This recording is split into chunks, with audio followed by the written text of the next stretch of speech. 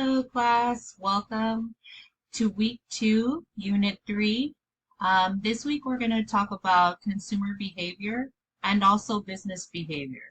For today, for this presentation, we're going to look at consumer behavior and how people make buying decisions.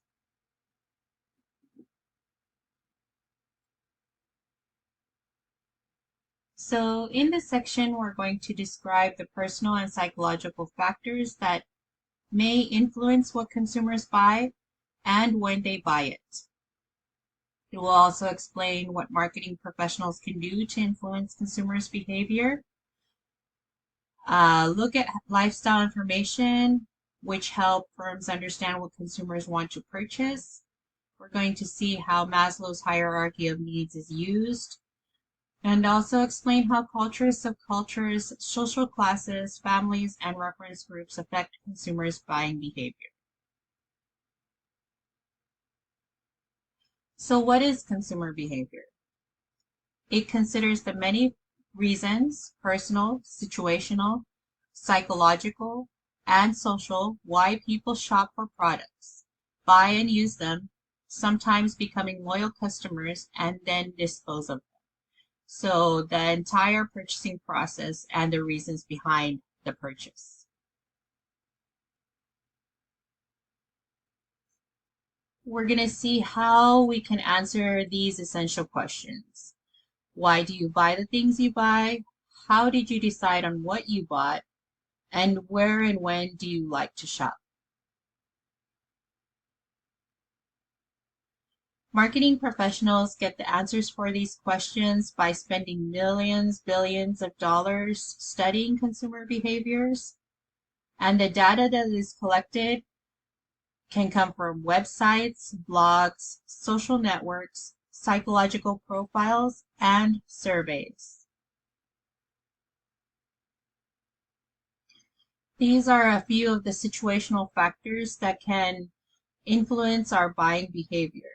So store location, physical factors, crowding, social situation, time, reason for purchase, and of course our moods.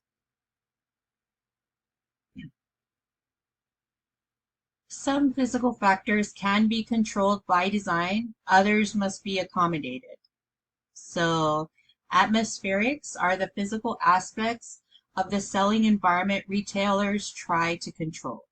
That's the store layout, the music that is played, lighting, temperature, smell. So take two very different stores, Hot Topic and Tilly's or PacSun. They have very different music that plays in both of them. The lighting is different, and also the temperature, maybe the smell, maybe even the whole entire feeling of the store. And this is for each store usually has their signature feel and environment that you come into. The only thing that's uncontrolled is, of course, weather, and we saw what that can do. Earlier this year, it was snowing in places where it's never snowed before, and then now we have extremely hot temperatures in some locations in Southern California.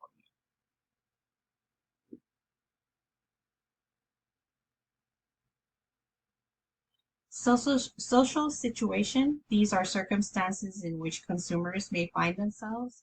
For instance, purchase for obligation, expected behavior, or a need to impress may compel purchases. So obligation, you can think of back to school purchases. These are purchases that we cannot really look over because these are products and items that students need. Expected behavior purchases, maybe our expected behavior in a high-end retailer would differ from that if we were to purchase something in a shop that is for everyday use. So somewhere that is stylized and customized for specific price and preference, and then some place that is just variety of items, and it's available to everyone. Then, of course, needing to impress, we all see Jared commercials, Zales commercials, all the jewelry commercials when Valentine's Day comes. Of course, the our significant others or ourselves to our significant others, we try to impress them with a nice gift. You have to take into consideration also the time, the right product in the right place at the right time. Very important to remember.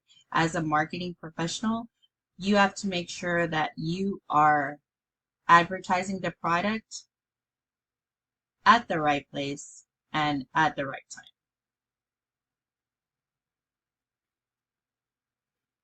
Think of reasons for the purchase. Is this emergency purchase? Is this a gift for a special occasion? Will it complete a task? Do you need it quickly or can it wait? Our moods also influence our buying behaviors. If you're excited to be shopping and you're in the mood to shop, you'll probably enjoy walking around the mall, going into each and every shop. But if you're not, then you're not going to want to be taking that trip or that lap around the entire mall. A sour mood can spoil consumers' desire to shop. And this is very true because if you're irritated or if you're in a hurry or frustrated, you're not going to want to spend that time looking for something in a big retail place.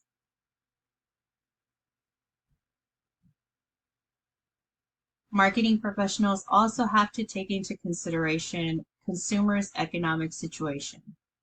People's economic situation affects what and how much they buy. We are currently going through an inflation, so spending patterns may vary with the different economic levels. And during economic downturns, places like Walmart, Target, bulk facilities, they fare better during economic downturns than high-end stores. For this activity, I want you to list some of the changes in the demand for various products during the pandemic. And I'm sure you guys can name a whole bunch of them. So I want you to go ahead and pause the video for like 3 minutes, write down a few products that increased in demand, hint, toilet paper, and then those products that kind of decreased in demand. And this can be either products or even, I'll give you a hint on the decreased in demand is gym memberships decreased in demand during the pandemic, right? Okay, so go ahead and pause the video for like 3 minutes, write down a few things on a piece of paper. We'll also go over this in class.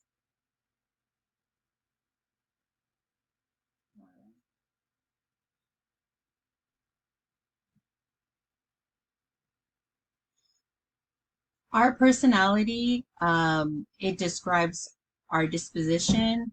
It shows why we are different from another person, and it encompasses our unique traits.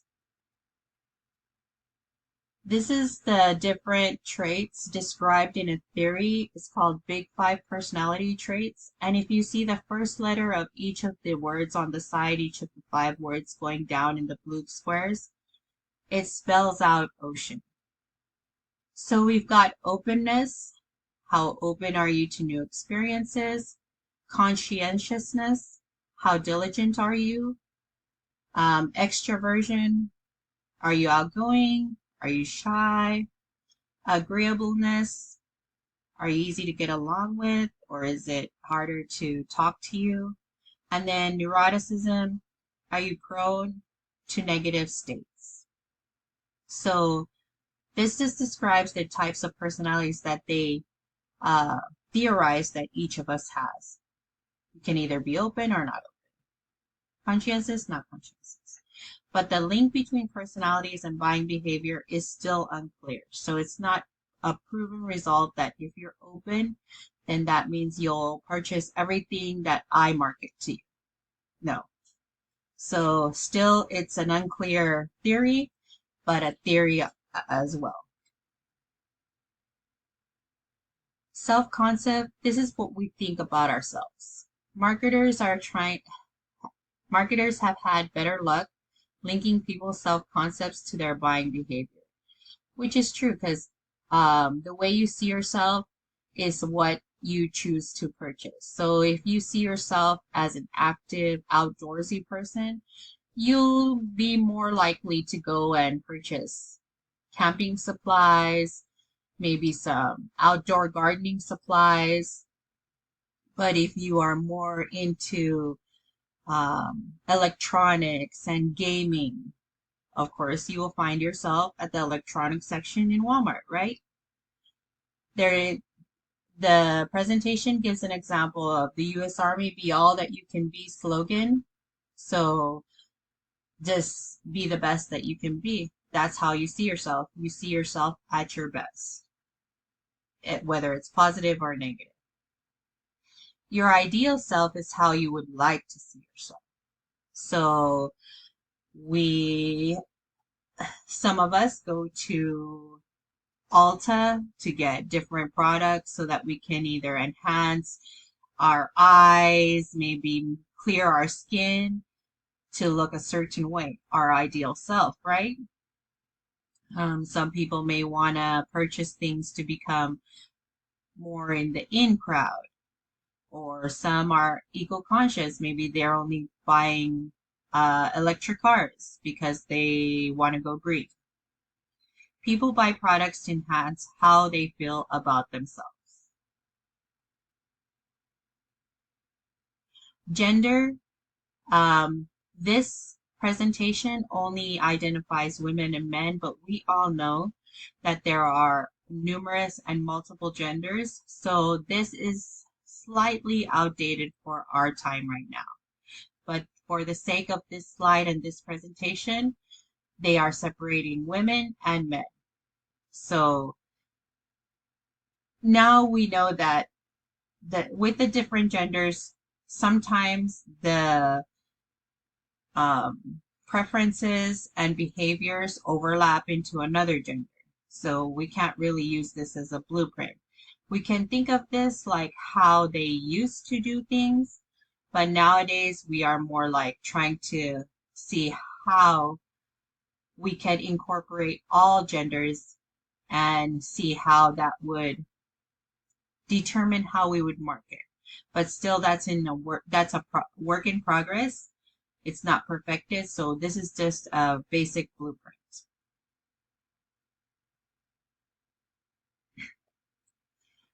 Age is something that does very much influence buying behaviors. So our chronological age is what we are in years. For example, 45, 46, 47, or 18, 19, 20. And then cognitive age is what we perceive ourselves to be. So we may be 18 but think as a 25-year-old, or we may be a 50-year-old that thinks like a 30-year-old. It all depends. Our lifestyle is very important to companies, and they research lifestyles, the different lifestyles, by maybe taking surveys on what products you like, where do you live, how do you spend your time, what are your priorities, where do people go to work, or where do they go other than work, who do they talk to, and what do they talk about. Psychographics combines lifestyle traits of consumers and their personality styles, which is attitudes, activities, and values.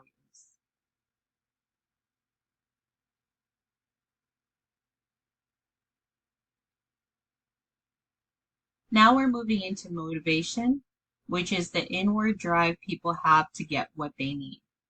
In the mid 1900s, Abraham Maslow developed the hierarchy of needs.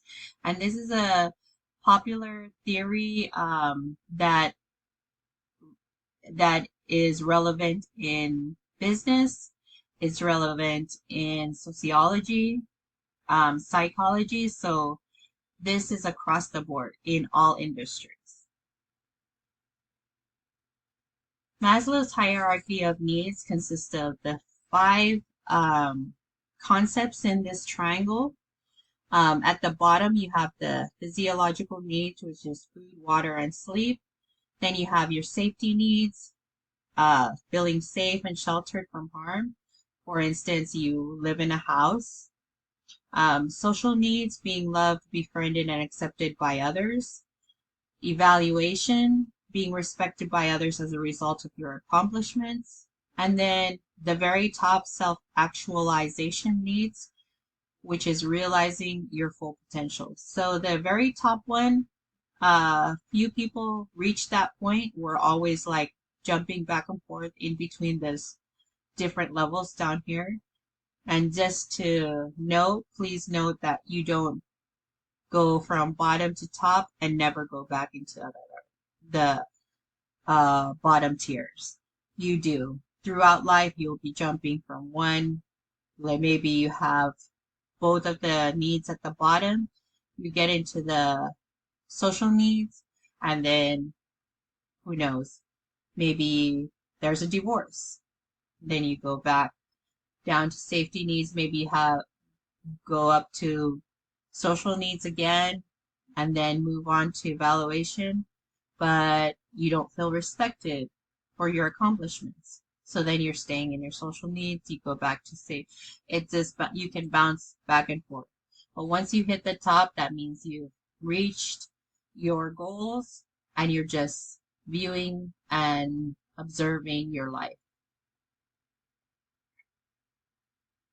Perception, this is how people interpret the world around them. It involves 5 external senses: taste, sight, hearing, touch, and smell.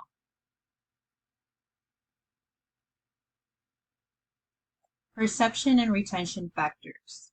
Selective attention means filtering out irrelevant information. Selective retention, forgetting information that contradicts your beliefs. Shock advertising, surprising stimuli that can increase retention. For example, the Centers of Disease Control use shock advertising to try to convince Americans of the terrible toll smoking has on people's health. Research on shock advertising is mixed. So shock advertising can also use the examples of late 90s or 90s drug commercials where they said, this is your brain on drugs. Any questions? And I'll show you a example of that one as well. Subliminal advertising is stealthily embedded messages in media. Movies, ads, some have been banned by the Federal Communications Commission, and it's the opposite of shock advertising. It doesn't throw something into your attention. It actually slowly repeats something so it's embedded in your mind.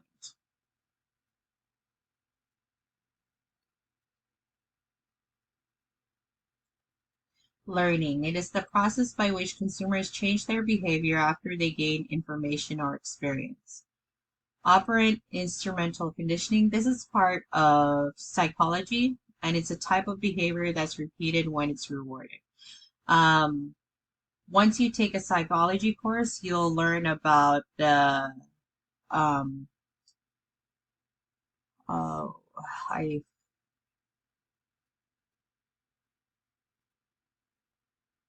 so they did studies on dogs and the behavior and what their behavior would be if they were to reward them with food or if they were to punish them, and they had to either ring a bell or move a certain way in order to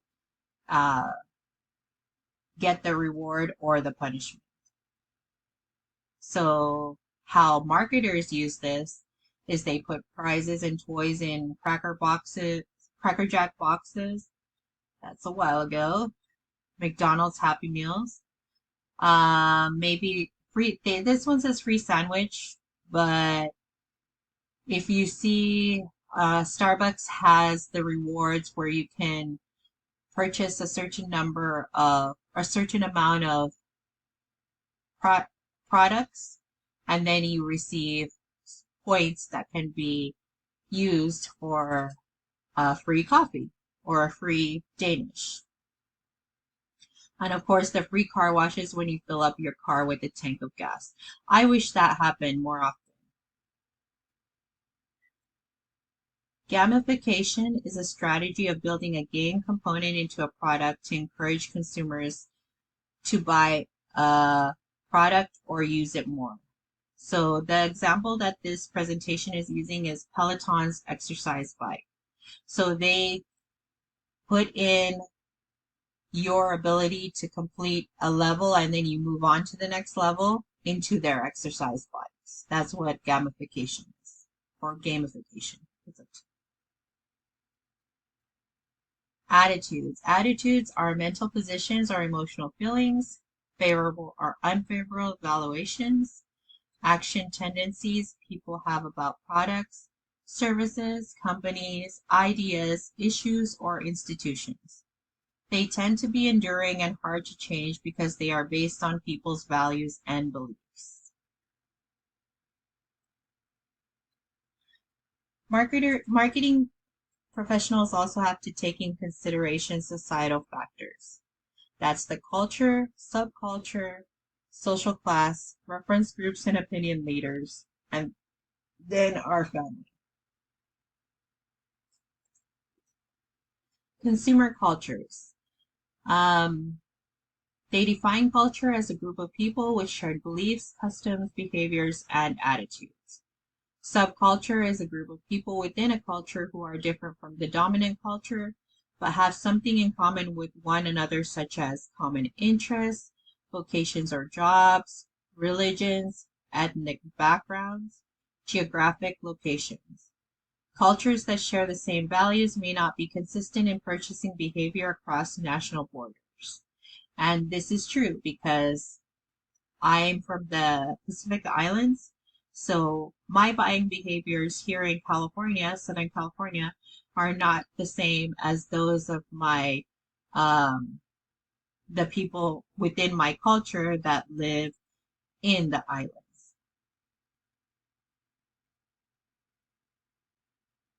Social class. It is a group of people who have the same social, economic, or educational status in society. While income helps define social class, the primary variable determining social class is occupation.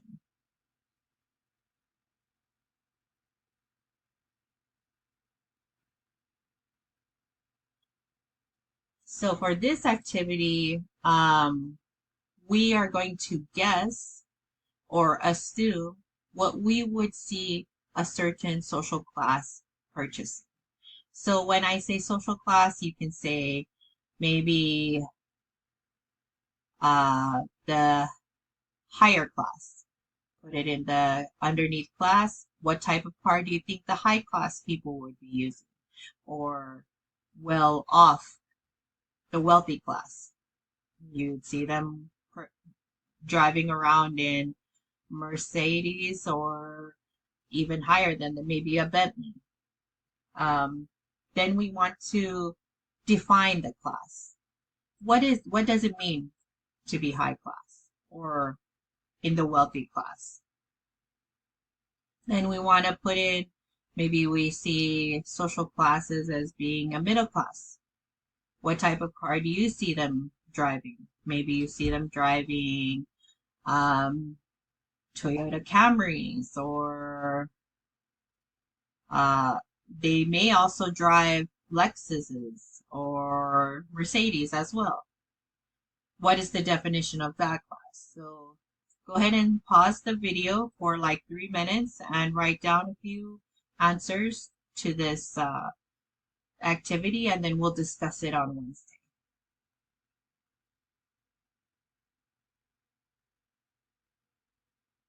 Back to the slides, reference groups and opinion leaders. Reference groups are groups a consumer identifies with and may want to join. Movie idols and professional athletes. Reference groups can also be the neighborhood walking group, or maybe you have a mom group that everybody there is just a mom that uh, meets every morning and takes a walk around the block. Opinion leaders, people with expertise in certain areas, trusted publicly known figures. So opinion leaders, we would say maybe um, your, it could be your high school instructor, like Miss Walters. Maybe you value her opinion, and she's a trusted publicly known figure. If we want to go further, we can think of like maybe your uh, city mayor, maybe the representative of your town. It really depends. What opinion leader do you look up to? Influencers are people who have a significant amount of influence over what people purchase, not necessarily celebrities or athletes anymore. And we know that because influencers are on all the social media. They may be on YouTube, they may be on TikTok. And these are people that even without you knowing, you are following, you are purchasing things because they have influenced you to purchase it.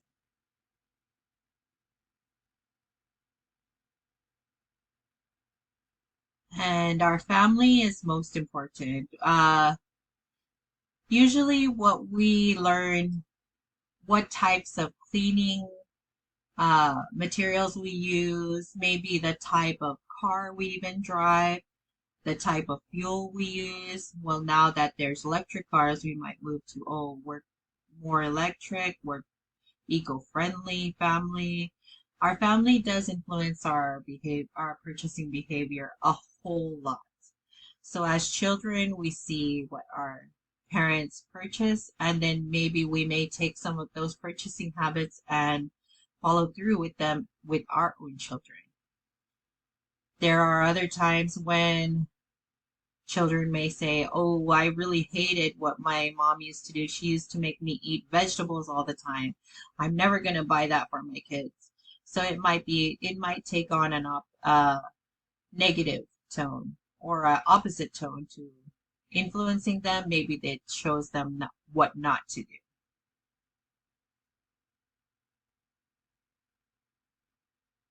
So these are just some key takeaways. I'm going to just flash through it.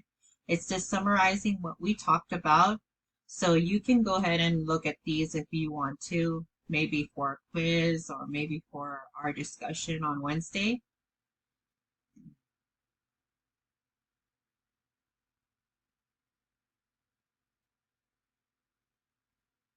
Our second section is going to distinguish between low involvement and high involvement buying decisions, and then understand what the stages of the buying process are. And that's what I was talking about, that those things we just spoke of in the first section are everything that influences the entire purchasing process. And then it's going to talk about the situations of each stage. So consumer decision making. Routine response behavior is the automatic purchase decisions based on limited information or information consumers have gathered in the past. Impulse buying, purchases that occur with no planning or forethought. So your first one, routine response behavior, those are things that you don't think of when you don't think of the reason or the background behind you purchasing. For instance, you go in and you need toothpaste at your house. Most of us don't automatically go, most of us don't go there and research each individual brand of toothpaste. Some people may, and that's okay. But most of us automatically grab the toothpaste we want and then we head to the next purchase or to the front of the store to purchase. Impulse buying, purchases that occur with no planning or forethought. You have all seen the register at, let's say, Walmart or Target. There's always those shelves of like headsets or lip gloss right there, right by the register. Those are impulse buys, and I can say that I'm guilty of grabbing one of those things that don't make sense why I'm grabbing it, but I just put it in the on the conveyor belt and they scan. Low involvement decisions are used for products that carry a low risk of failure or have a low price tag. So your everyday purchases. You might buy a t-shirt from Target or Walmart or Ross. Everyday purchase. High involvement decisions used for products that carry a high price tag or high level of risk. So that would move us into the higher prices, higher priced products, such as, let's say, electronics. Those are pretty high involvement in high involvement decisions. Sorry. We don't just walk into a store and just say, oh, I think I need a monitor today, and just walk in, grab it, and go without thinking like, do I need this? What do I need to go with it? What type of monitor do I want? Limited problem solving. Consumers already have some information but search for a little more before making buying decisions. And this can include electronics as well. For instance, if you're buying a TV, you might want to think, oh, what type of resolution do I want? What type of brand do I want? And do they have the customizations that I prefer? Extended problem solving. Consumers gathers a significant amount of information before making a buying decision. So you would want to use extended problem solving when you're purchasing a car, because you don't want to just walk in there with the money that you choose to spend and then just drop it down like, okay, yeah, thank you, just give me that car. You usually go research everything you need to know about it, and then you compare and contrast with other cars as well.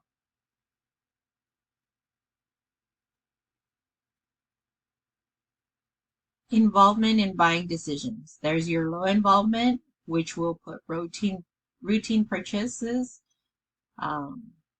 inexpensive, and they're low risk. High involvement are high risk and high price, extended problem solving, and post-purchase dissonance. And we're gonna talk about that later on, but post-purchase dissonance just means that you have, after you've purchased the high-end item or high involvement product, you have that time where you're like, did I really need this? Why do I need this? Do I even have any money? Why did I spend that much money on that? Etc. These are the stages in the consumer purchasing process. Please take a look at them, memorize them, keep them in your head. We'll talk about it as well on Wednesday.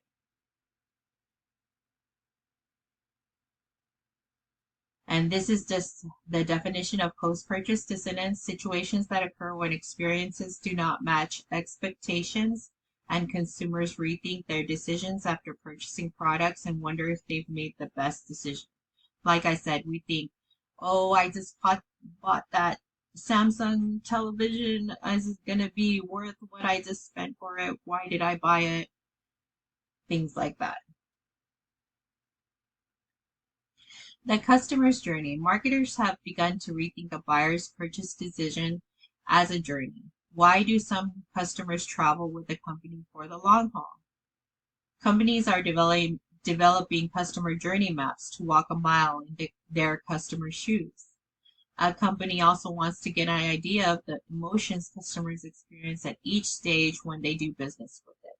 Are they delighted, disappointed, or somewhere in between? And where did their attitudes and personalities change? What influenced them to move forward or pause for a moment? So this is just a summary of what we went over. This is, I'll get a clearer version for you guys. Um, and then I'll just let you look over it just in case you need it for a quiz. These are also some of the takeaways that you can review. And then that's the end of our slideshow. So for the rest of today, just look over the slideshow. If you have any questions or concerns, please feel free to reach out to me. I'm looking forward to our meeting on Wednesday, and we'll review some of the stuff we went over, but at least we'll get to the activity first before we do that. Okay, I'll see you in class on Wednesday.